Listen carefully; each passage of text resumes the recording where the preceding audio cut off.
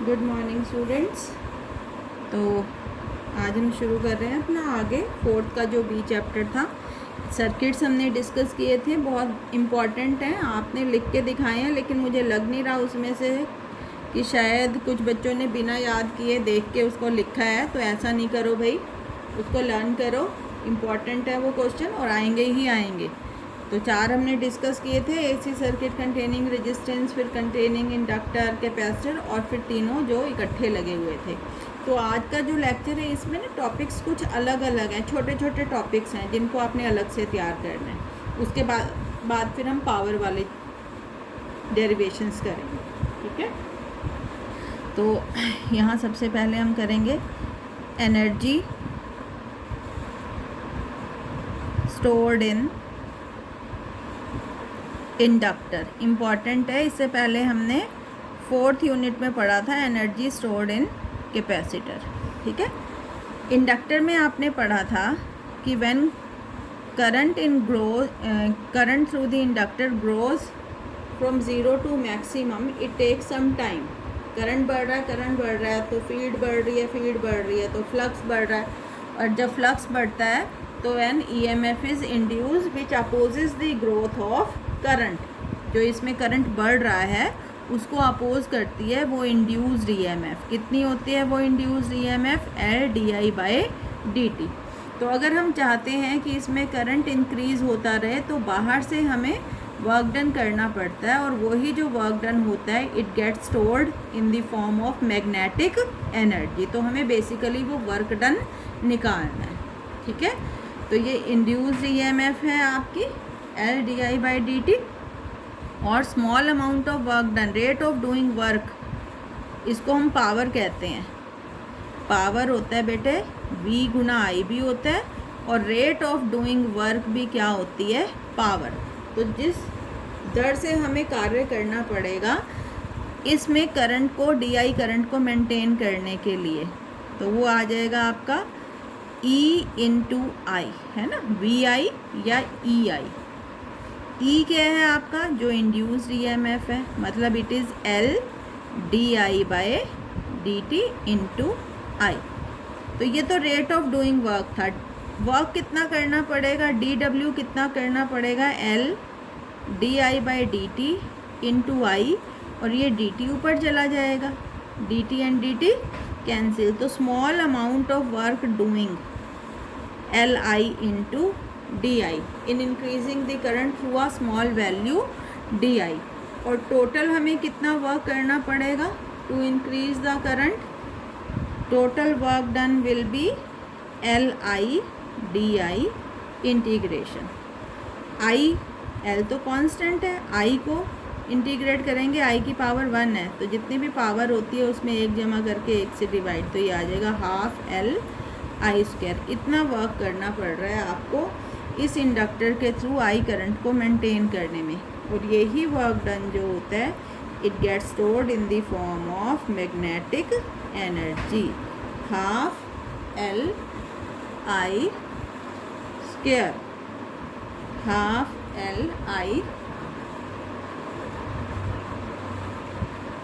½ LI², ठीक है। तो this is the energy stored in the inductor.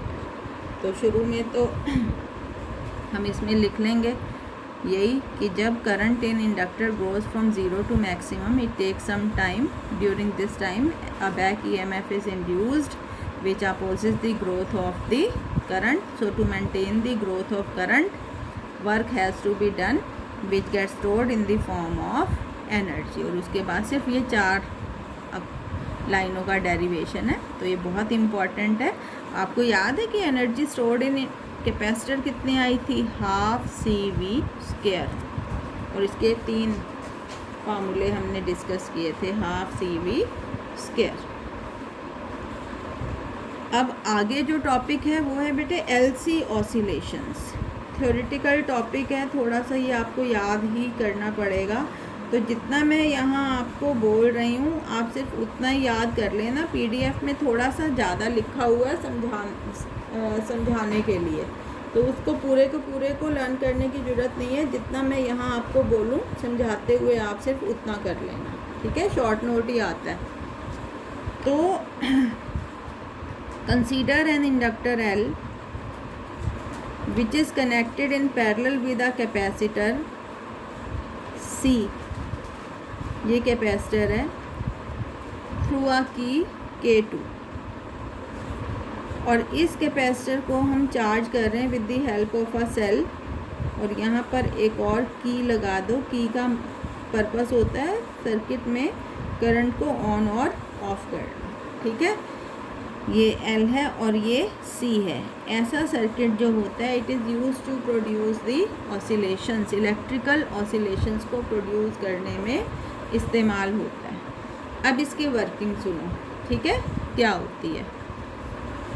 Suppose पहले हमने यहाँ की में प्लग डाल दिया, ये K2 ओपन है, तो ये जो है बैटरी जो है इससे कैपेसिटर की प्लेट्स पे चार्ज आना शुरू हो गया। और कितना चार्ज आएगा, Q इक्वल टू CV, मतलब potential difference across the plates of capacitor कितना होएगा, Q अपॉन C। जब ये कैपेसिटर की प्लेट्स फुली चार्ज हो जाएंगी तो ये जो केमिकल एनर्जी है बैटरी की, it get converted in the form of electrostatic energy between the dielectric medium of the plates of capacitor। अब हमने यहाँ से की को हटा दिया और इस की को कहाँ लगा दिया, K2 में, मतलब अब ये सर्किट ये सर्किट पूरा हो गया, क्लोज हो गया, ये ओपन हो गया। तो कैपेसिटर जो है वो धीरे धीरे डिस्चार्ज होना शुरू हो जाएगा L के थ्रू। अब जैसे जैसे डिस्चार्ज होगा कैपेसिटर L के थ्रू, तो जो एनर्जी थी यहाँ कैपेसिटर में, इलेक्ट्रोस्टैटिक एनर्जी थी, कितनी थी, half CV²। It get converted in the form of magnetic energy around the inductor, कितनी है, हाफ LI², इतनी होती है ना, हाफ LI²। और जब ये फुली डिस्चार्ज हो गया तो यहाँ जो फ्लक्स बिल्डअप हो रहा था वो धीरे धीरे कोलैप्स होना शुरू हो गया। और जब फ्लक्स चेंज होता है again an EMF is induced, ठीक है। और वो जो EMF इंड्यूस होएगी वो दोबारा कैपेसिटर की प्लेट्स को चार्ज करना शुरू कर देगी, लेकिन अब अपोजिट डायरेक्शन में, इस पर पॉजिटिव आएगा और इस तरफ क्या आता जाएगा, नेगेटिव। तो एक बार जो एनर्जी ली जाती है सेल से वो बार बार किस रूप में आती है, पहले इलेक्ट्रोस्टैटिक एनर्जी ऑफ कैपेसिटर और फिर कहाँ चली जाती है, मैग्नेटिक एनर्जी के रूप में, फिर मैग्नेटिक एनर्जी दोबारा इलेक्ट्रिक एनर्जी के रूप में। इस तरीके से that energy keeps on oscillating. और जो ऑसिलेशंस की फ्रीक्वेंसी है that is given as 1/2 pi, nu is 1/2 pi root of LC, ये जो है फ्रीक्वेंसी है। तो आपको सिर्फ इतना ही याद करना है, पढ़ने के लिए आप उस PDF से एक बार देख लेना, ठीक है। तो ये हो गया आपका LC ऑसिलेशंस। 2 टॉपिक हो गए, 2-3 नंबर में आते हैं, शॉर्ट नोट में आते हैं, ठीक है। अब आगे है आपका सीरीज़ रेजोनेंस सर्किट, हम किसको कहते हैं, what is series resonance circuit. तो बेटे ऐसा सर्किट जिसमें inductor L, capacitor C and resistance R connected in series और सर्किट अपने आप में से मैक्सिमम करंट को गुजरने दे, ठीक है, क्या कहलाता है, series resonance circuit. Current maximum है तो ऑब्वियसली इस सर्किट का जो टोटल रेजिस्टेंस है, इस टोटल रेजिस्टेंस को क्या कहते हैं, LCR सर्किट के टोटल रेजिस्टेंस को हमने कल सीखा था, इम्पीडेंस क्या होगा, मिनिमम होगा, है ना। अगर करंट मैक्सिमम चाह रहे हैं, इस सर्किट में मैक्सिमम करंट हो तो इसका इम्पीडेंस मस्ट बी मिनिमम, ठीक है। तो अब हमको पता है कि impedance of series resonance circuit is given by the relation R² plus XL minus XC का होल स्क्वायर। XL होता है बेटे ओमेगा L और ओमेगा L क्या होता है 2 pi nu L, inductive reactance, जो रिएक्टेंस इंडक्टर ऑफर कर रहा है, ठीक है। XC क्या होता है, कैपेसिटेटिव रिएक्टेंस, जो रेजिस्टेंस कैपेसिटर ऑफर कर रहा है वो कितना होता है 1/ओमेगा C 2 पाई न्यू। ओमेगा क्या होता है 2 पाई न्यू C। अब देखो एट लो फ्रीक्वेंसी, जब फ्रीक्वेंसी लो है अब एक्सएल तो डायरेक्टली प्रोपोर्शनल है न्यू के और एक्ससी इन्वर्सली है, तो जब न्यू कम है तो एक्सएल लार्ज कम है, एक्सएल स्मॉल, बट एक्ससी क्या है, लार्ज है। अब जैसे जैसे हम न्यू को बढ़ाते जाएंगे, ये वैल्यू बढ़ाएंगे, तो एक्सएल बढ़ता जाएगा और एक्ससी कम होता जाएगा, और एक स्टेज ऐसी आएगी कि दोनों एक फ्रीक्वेंसी पर दोनों एक दूसरे के, देखो फिर सुनो इस बात को, कि कम फ्रीक्वेंसी पे एक्सएल कम था, एक्ससी ज़्यादा था, फिर हमने फ्रीक्वेंसी बढ़ानी शुरू की यहाँ, ठीक है। जब फ्रीक्वेंसी बढ़ानी शुरू की तो एक्सएल धीरे धीरे बढ़ने लग गया और एक्ससी धीरे धीरे घटने लग गया, ठीक है। ऐसे समझो, एक्सएल कम था शुरू में और एक्ससी ज़्यादा था। जैसे जैसे हमने फ्रीक्वेंसी बढ़ानी शुरू की, एक्सएल बढ़ने लग गया और एक्ससी क्या होने लग गया, कम, और एक स्टेज ऐसी आई कि एक दूसरे के बराबर हो गए। एक्सएल किसके बराबर हो गया, एक्ससी के, और सपोज उस पर्टिकुलर फ्रीक्वेंसी को हम कहते हैं कि at omega equal to omega R क्या हुआ कि एक्सएल एक्ससी के बराबर हो गया। अब अगर एक्सएल एक्ससी के बराबर हो गया, एक्सएल एक्ससी के बराबर हो गया, तो ये तो क्या हो गया, 0, और जेड कितना आ गया, रूट आर स्क्वायर, सिर्फ क्या रह गया, आर। इम्पीडेंस हो गया मिनिमम, सिर्फ किसके बराबर हो गया, रेजिस्टेंस के बराबर, ठीक है।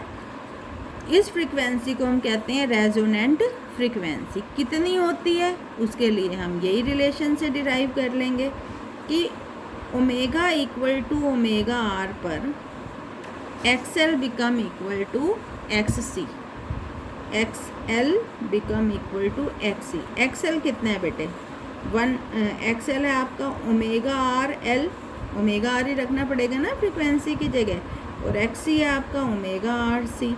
ओमेगा आर को इधर ले आओ आप, ओमेगा आर का स्क्वायर 1/LC, और ओमेगा क्या होता है, 2 पाई न्यू। अच्छा, पहले ओमेगा आर निकाल लो, 1/√LC। ओमेगा आर क्या होता है आपका, 2 पाई न्यू, और न्यू आर कह दो आप इसको, रेजोनेंट फ्रीक्वेंसी है, 1/√LC। तो न्यू आर यहाँ से कितना आ गया, 1/2π√LC। मतलब जब फ्रीक्वेंसी इसके बराबर होती है सर्किट में, तो एक्सएल इक्वल टू किसके हो जाता है, एक्ससी के, और सर्किट का जो रेजिस्टेंस है ये मिनिमम हो जाता है, और सर्किट अपने आप में से मैक्सिमम करंट को पास होने देता है। और ऐसे सर्किट को हम कहते हैं सीरीज रेजोनेंट सर्किट या acceptor circuit, because it accept the maximum current through it. अब अगर हम एक ग्राफ ड्रॉ करें फ्रीक्वेंसी और करंट के बीच में, तो जब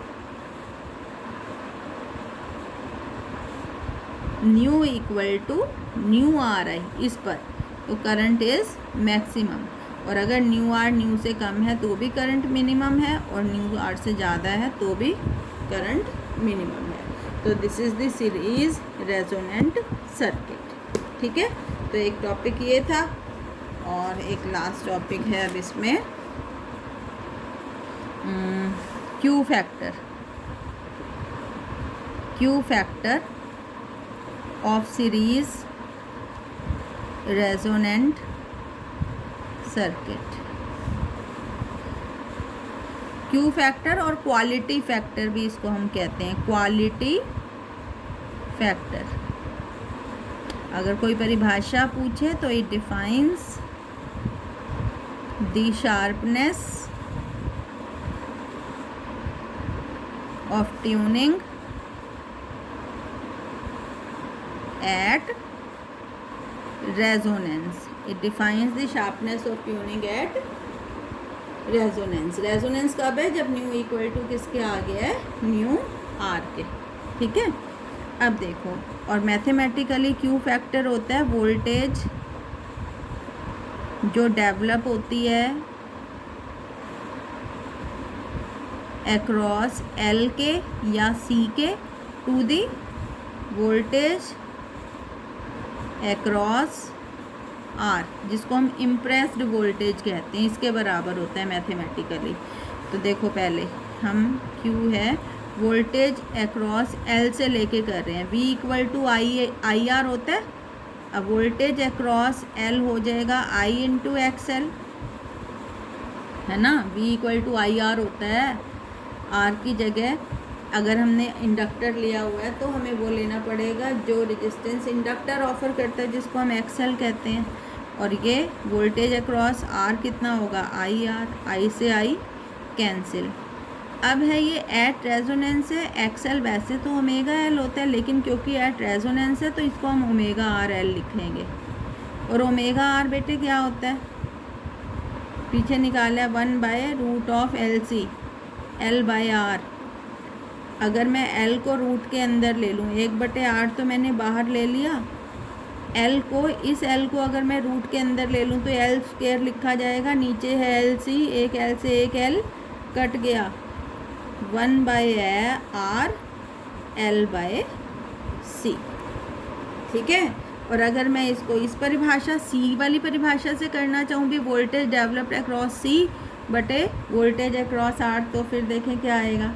अब वोल्टेज अक्रॉस C कितना होगा, I इंटू एक्स सी, क्योंकि जो रेजिस्टेंस ऑफर करता है कैपेसिटर उसको XC कहते हैं। वोल्टेज अक्रॉस R कितना हो गया, IR, I से I कैंसिल। XC क्या होता है, वैसे तो होता है ओमेगा C, लेकिन ये रेजोनेंस पर है तो omega RC into R। Omega R क्या है, 1/√LC होता है। इसकी जगह लिखेंगे तो ये √LC ऊपर चला गया, C इंटू R, 1/R ले लो। और C को अगर हम वर्गमूल के अंदर ले जाएंगे तो C स्क्वायर कट गया, Q कितना आया, सेम आया, जितना यहाँ आया था उतना ही यहाँ आया। ये L को लेके करके दिखाया है, या C को। तो this is the Q factor या फिर quality factor of series resonant circuit.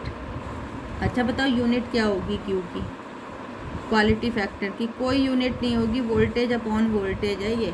It is a unitless dimensionless quantity, याद रखना।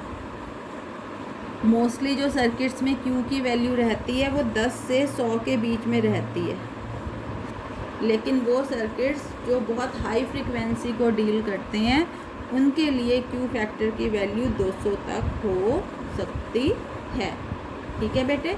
तो ये आज के 4 टॉपिक्स थे।